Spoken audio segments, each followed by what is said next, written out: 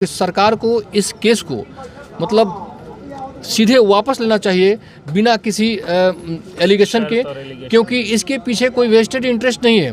बिहार के सारे चैनल वालों ने कोई ना कोई खबर चलाई थी, 4 लोगों पे केस क्यों हुआ, इन पे क्यों नहीं हुआ, ये भी तो चलाए थे। ये सारे लोग जो बड़े बड़े रोजगार के दावे तो करते हैं और दावे करने के बाद जो सत्ता हथिया लेते हैं, लेकिन जब सत्ता हथियाते हैं तो फिर रोजगार मांगने वालों पे लाठी चलवाते हैं।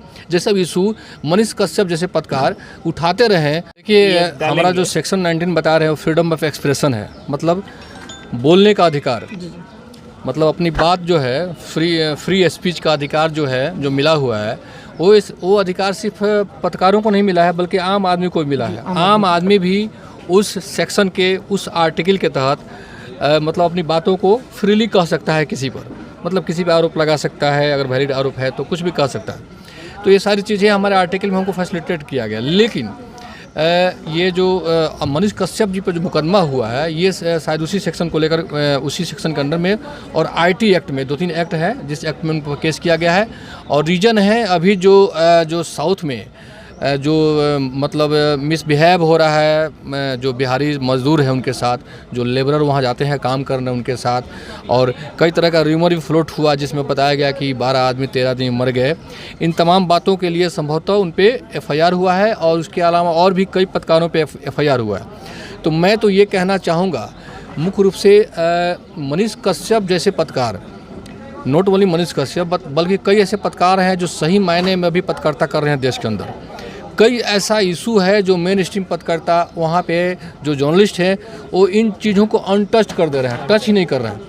अब रही बात काम करने के दरमियान, एक बहुत ही ऑनेस्ट और मतलब इंटीग्रिटी वाला कोई अफसर है, अगर बहुत ईमानदार अफसर है, वो भी 10 काम करता है तो हो सकता है 1-2 गलतियाँ उससे कुछ हो जाए, थोड़ा सा हो जाए, तो हो सकता है कि कोई टेक्निकली पॉइंट पुलिस वाले पकड़े हों। लेकिन मुझे लगता है कि ऐसा कुछ नहीं था। ये मनीष कश्यप तो शुरू से ही बिहार और बिहार वासियों के लिए, उसकी अस्मिता के लिए ये लड़ते रहे और बिहार के रोज़गार के लिए लड़ते रहे। और बिहार के कमी की वजह से, मतलब बिहार में रोज़गार की कमी से ये लोग लगातार जो हैं, मतलब ये समझिए कि जो ये लोग बाहर निकलते रहे हैं, हमारे जो लेबरर हैं, जो हमारे अनएम्प्लॉयमेंट की वजह से रोज़गार की तलाश में बाहर जाते हैं, और जिस तरीके के प्रताड़ना और ह्यूमिलिएशन फेस करना पड़ता है उनको वहाँ पे हैदराबाद में या जो भी हो, साउथ के जो भी सिटीज़ हैं वहाँ पे, जैसा कि आरोप सोशल मीडिया पे, डिजिटल मीडिया पर हम लोगों ने देखा। तो ये आखिर स्थिति पैदा क्यों हुई? बिहार के जो सियासतदान हैं, जो आपके नीतीश कुमार हैं, जो भी सरकार चलाने वाले लोग हैं, चाहे वो तेजस्वी यादव हों, ये सारे लोग जो बड़े बड़े रोज़गार के दावे तो करते हैं और दावे करने के बाद जो सत्ता हथिया लेते हैं, लेकिन जब सत्ता हथियाते हैं तो फिर रोज़गार मांगने वालों पर लाठी चलवाते हैं, जैसे पहले की सरकार चलाती थी। तो यही काम ये लोग करते रहे और यही सब इशू मनीष कश्यप जैसे पत्रकार उठाते रहे। हालांकि मेन स्ट्रीम पत्रकारिता में जो लोग कहते हैं कि मैं मेन स्ट्रीम पत्रकार हूं, उनको उठाना चाहिए, लेकिन ये एक तरह समझिए जो मेन स्ट्रीम पत्रकार हैं वो सत्ता और नेता, इन लोगों के एक तरह से समझिए कि पिम्प्स की तरह काम कर रहे हैं। अंग्रेजी में वर्ड हम बोलते हैं दलाल, जिसको आप कह सकते हैं, इस रूप में वो काम कर रहे हैं। ये लोग कुछ कर नहीं रहे। तो ऐसी स्थिति में डिजिटल मीडिया एक तरह से फ्रीडम ऑफ एक्सप्रेशन के लिए बहुत ही धारदार हथियार के रूप में काम कर रहा है, और ये हथियार का इस्तेमाल मनीष कश्यप जैसे लोग कर रहे हैं, आप लोग कर रहे हैं। आप लोग भी रक्सौल से कहाँ से आके इन बातों को जानना चाह रहे हैं, तो आप लोग कर रहे हैं, इसलिए आप लोग को बहुत बहुत धन्यवाद है। लेकिन मैं पुनः कहना चाहता हूँ कि सरकार को इस केस को मतलब सीधे वापस लेना चाहिए बिना किसी एलिगेशन के, क्योंकि इसके पीछे कोई वेस्टेड इंटरेस्ट नहीं है। ऐसा नहीं है कि सरकार मनीष कश्यप किसी पार्टी के जो है, किसी जिले के भाजपा के राष्ट्रीय अध्यक्ष हैं या जिला के अध्यक्ष हैं या अनुमंडल अध्यक्ष हैं या कार्यकर्ता हैं, सपोर्टर हो सकते हैं। बिहार के सारे चैनल वालों ने कोई ना कोई खबर चलाई थी, 4 लोगों पे केस क्यों हुआ, इन पे क्यों नहीं हुआ, ये भी तो चलाए थे। ठीक है, तो मुकदमा का कारण ये था कि 1 घंटे के अंदर में मिलियंस ऑफ व्यूज हो गया, और मिलियंस ऑफ व्यूज होने के कारण सरकार जो है एक तरह से सैक कर गई, बिहार गवर्नमेंट सैक कर गई, साउथ के गवर्नमेंट सैक कर गई, और डीजीपी को आना पड़ा बयान देने के लिए वहाँ के डायरेक्टर जनरल पुलिस को कि ऐसा कोई घटना नहीं हुआ है, 12 लोगों की डेथ नहीं हुआ है, ये र्यूमर है। तो ऐसी स्थिति क्यों पैदा हुई? क्योंकि उसको बहुत लोगों ने फॉलो किया, बहुत लोगों ने देखे। 1 घंटा के अंदर में कई मिलियन, मतलब 7-8 मिलियन के आसपास जो है वो व्यू चला गया था। हालांकि उस पर्टिकुलर वीडियो में मुझे नहीं लगता है कि इतना इररिस्पॉन्सिबल काम मनीष कश्यप करेंगे कि ये कहेंगे कि 12 लोगों की हत्या हो गई। आदमी की जब हत्या होती है, मैं डे 1 कहा था इनको कि ऐसी कोई बात नहीं है, इतना 12 लोग 15 लोगों की हत्या नहीं हुई है, क्योंकि जब आदमी मिसिंग होगा तो परिवार वाला केस करेगा, मुकदमा करेगा, तो ट्रेस में तो आएगा ही आएगा। ये र्यूमर है, लेकिन अनएम्प्लॉयमेंट तो है, बिहारियों के साथ शोषण तो हो रहा है, बिहारियों के साथ प्रताड़ना तो हो रही है। बिहार की अस्मिता और उसके इंटीग्रिटी के लिए, उसके सम्मान के लिए मनीष कश्यप जैसे पत्रकार लड़ तो रहे हैं, ये तो सच्चाई है। और लड़ रहे हैं तो उनका व्यक्तिगत कोई इंटरेस्ट तो है नहीं। जब व्यक्तिगत इंटरेस्ट नहीं है, उनको चुनाव नहीं लड़ना है, उनको वो किसी पार्टी के प्रोपेगेंडा पे काम नहीं कर रहे हैं, तो फिर मुकदमा क्यों, फिर FIR क्यों?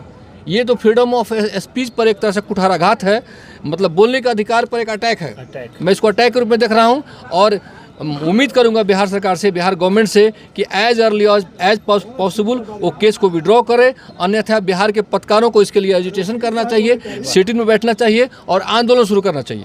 देखिए, फ्रीडम ऑफ स्पीच हमको मिला है 90A की तहत जो हमारे संविधान में, उसका उल्लंघन है। और अगर ये चीज़ लोगों के वॉइस को मनीष कश्यप रेज कर सकते हैं, इसके लिए केस हो सकता है, तो क्यों नहीं पप्पू यादव, क्यों नहीं अनिल, है ना, इन तमाम जो विपक्षी लोग हैं, कहाँ ही जाता है कि पत्रकार जो होता है अस्थायी विपक्ष होता है, और अस्थायी विपक्ष के रूप में वो जो अनएम्प्लॉयमेंट की जो स्थिति थी, बिहारियों के साथ जो प्रताड़ना हो रहा था साउथ में, उस इशूज़ को इन्होंने रेज किया, तो अन्य लोगों ने भी किया, तो पप्पू यादव पर केस क्यों नहीं हुआ, वेद प्रकाश पर केस क्यों नहीं हुआ? ये रीजन है। चलिए सर, आप ऑल इंडिया जर्नलिस्ट फेडरेशन के आप प्रेसिडेंट है बिहार के। जी।